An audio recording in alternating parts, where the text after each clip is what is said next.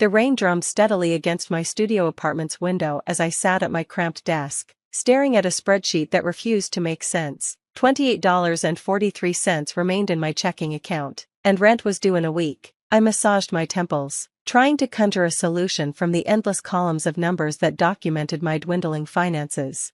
My phone buzzed, rattling against the coffee-stained coaster. An unknown number, probably another debt collector. I almost let it go to voicemail, but something made me reach for it. Hello? I tried to keep the exhaustion out of my voice.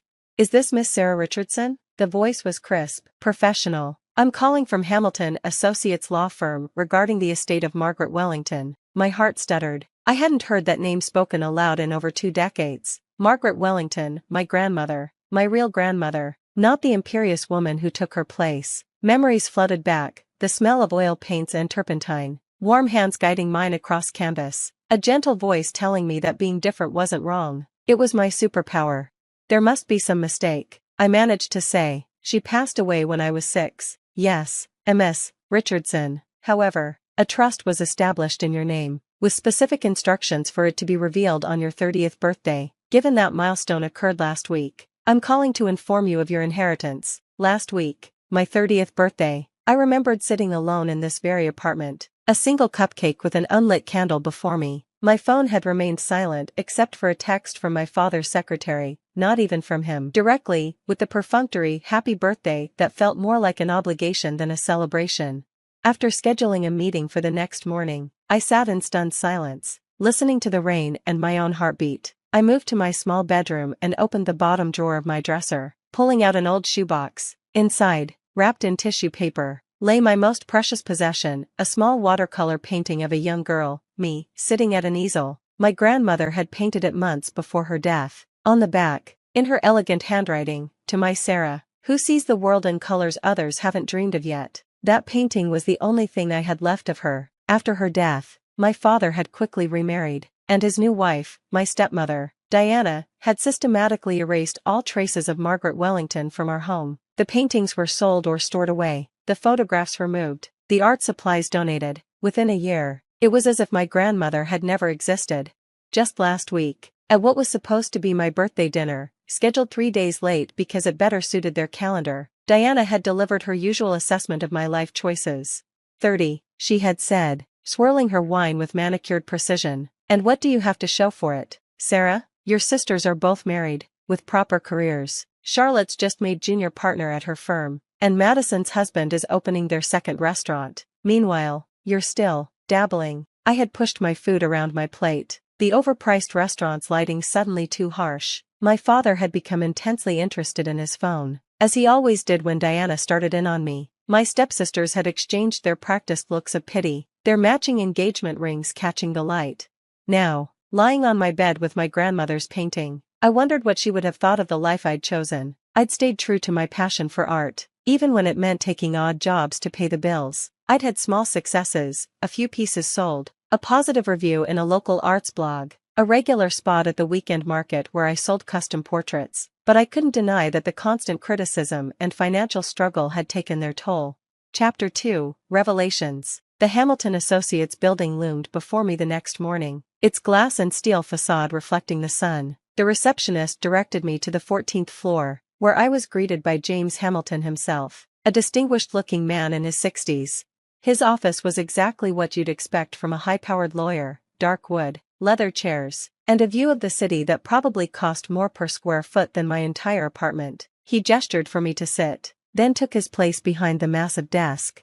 Before we begin, he said, pulling out a thick file, I want you to understand that everything about this inheritance was meticulously planned by your grandmother. Margaret was one of the most remarkable women I've ever known. You knew her well? I was her lawyer for over 30 years, and I'd like to think we were friends. She spoke of you often, especially in her final years, but she died when I was 6, I said, confusion evident in my voice.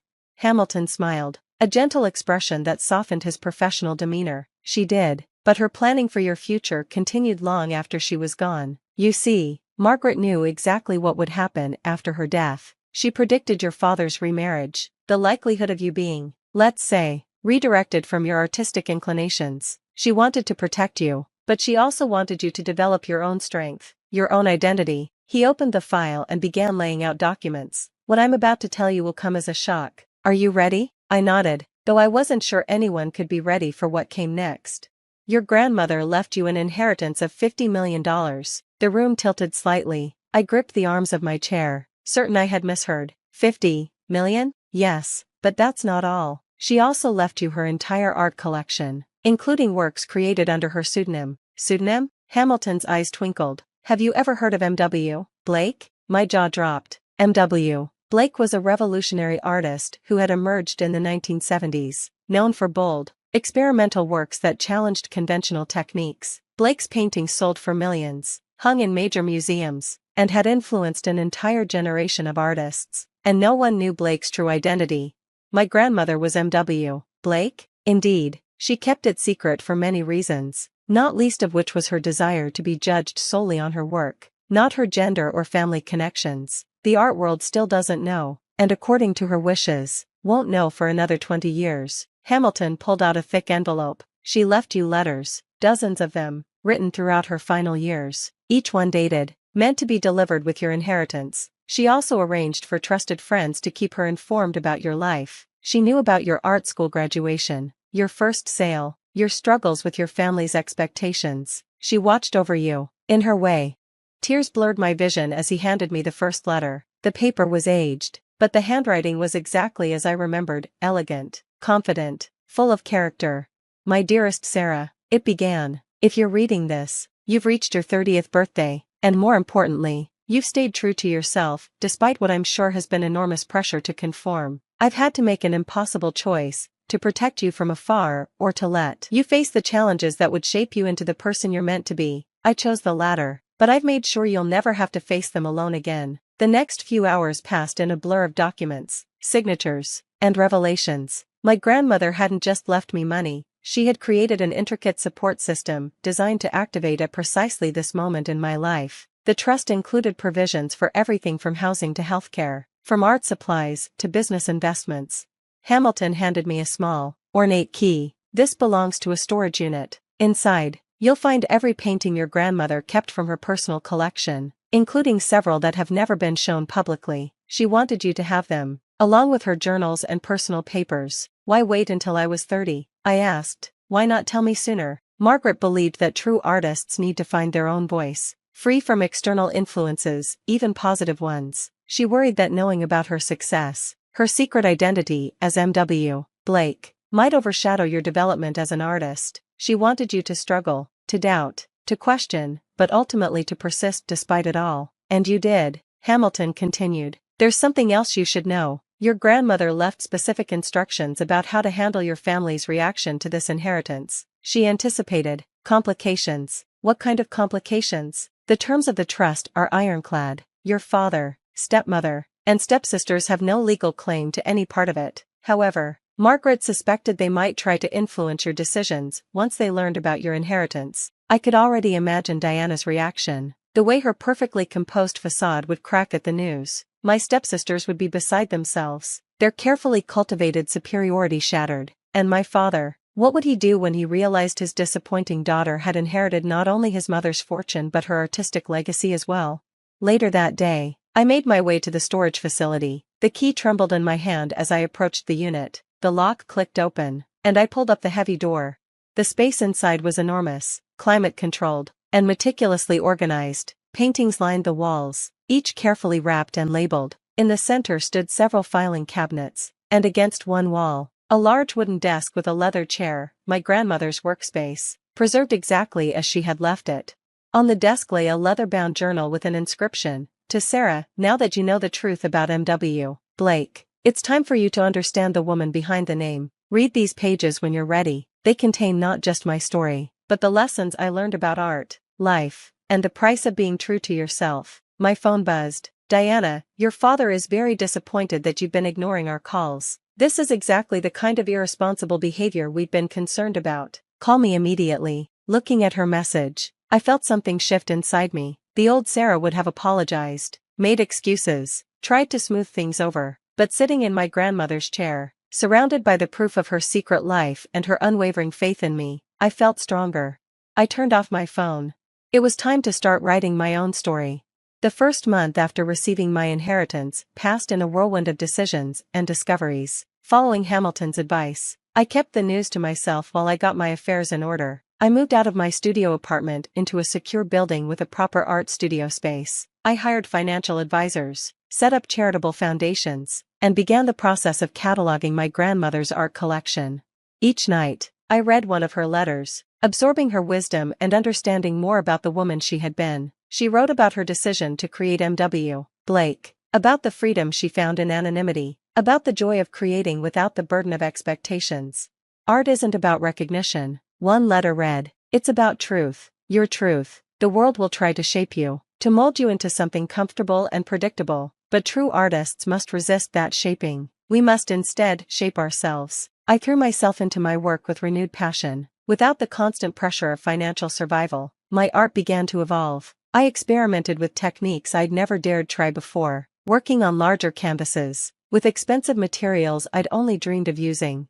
But the greatest change was internal. The constant voice of self-doubt, nurtured by years of criticism and dismissal, began to quiet. In its place grew something stronger, confidence, yes, but also purpose. My grandmother's journals revealed a woman far more complex and visionary than I'd imagined. She had built her fortune not just through art, but through shrewd investments in emerging technologies and support for other artists. She had created a vast network of galleries, collectors, and mentors, all of whom were now reaching out to me, ready to honor her legacy by supporting her granddaughter. Then came the day I couldn't postpone any longer, telling my family. I arranged to meet them at my father's house, the same house where I'd grown up, where my grandmother's presence had been so thoroughly erased. Diana answered the door, her smile tight with disapproval at my 2 weeks of silence. Finally decided to act like an adult? She asked, ushering me into the formal living room where my father and stepsisters waited. I took a seat, noting how they had arranged themselves, Diana beside my father on the sofa, my stepsisters in matching armchairs, all of them positioned to face me as if this were a tribunal. I have some news, I began, my voice steady. I've received an inheritance. Inheritance? My father frowned. From whom? From your mother. The room went still. Diana's perfectly composed face showed the first crack I'd ever seen, a slight widening of the eyes, a tensing of the jaw. That's impossible, she said. Margaret left everything to Charles. Not everything, I replied, and proceeded to explain about the trust, though I kept the M.W. Blake revelation to myself. That secret wasn't mine to share, not yet. The reactions were exactly as I'd expected. Diana's face went through a remarkable series of expressions: shock, disbelief, calculation, and finally, a forced smile. My stepsisters exchanged looks of stunned disbelief, but it was my father's reaction that surprised me most. He sat in silence, staring at his hands, as I explained about the trust, the conditions, the careful planning that his mother had put into protecting my future. When I finished, he looked up, and for the first time in years, he really seemed to see me. She knew, he said quietly, she knew I would, that I wouldn't. Yes, I said, feeling a strange mix of compassion and strength. She knew everything. Diana quickly recovered, her voice honey-sweet. Sarah, darling, this is wonderful news. We should celebrate as a family, and of course, we'll help you manage this responsibility. I know several excellent financial advisors. Thank you, I interrupted, but that's all been arranged. Grandmother's instructions were very specific about how the inheritance should be managed. But surely, Diana began, but my father cut her off. No, he said, still looking at me, no, this is Sarah's inheritance. Mother knew what she was doing. The silence that followed was deafening. I left shortly after, declining Diana's insistent invitation to stay for dinner. As I walked to my car, my father followed me out. Sarah, he called. I turned to face him. Your grandmother, she was right about you, about everything. I'm sorry I forgot that. It wasn't enough to erase years of silence and disappointment, but it was a start. The art world can be both welcoming and cruel, especially to newcomers with money. Over the next year, I navigated this complex landscape with the help of my grandmother's network and her written guidance. I established the Margaret Wellington Foundation for Arts Education, providing scholarships and grants to young artists from disadvantaged backgrounds. I renovated an old warehouse into affordable studio spaces for emerging artists, and most importantly, I continued to paint. My work began to attract attention. Critics noted the bold techniques, the fearless experimentation, unknowingly echoing what they'd once said about M.W. Blake. A few even drew parallels, though none suspected the true connection. Diana and my stepsisters made numerous attempts to insert themselves into my new life, each one more transparent than the last: business proposals, charity event invitations, casual mentions of investment opportunities. I deflected them all with polite but firm refusals.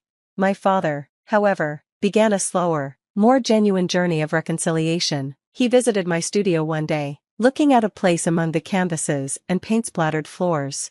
"This reminds me of her," he said, running his hand along my grandmother's old easel, which I'd moved from the storage unit. "She used to lose herself for hours in her work. I never understood it then. I thought art was just a hobby." "Is that why you tried so hard to push me away from it?" He nodded slowly. "I thought I was protecting you, giving you the security she never seemed to want." He laughed softly. "All this time, she was the one protecting you from me." I watched him examine one of my recent paintings, an abstract piece inspired by my grandmother's journals. "What do you see?" I asked.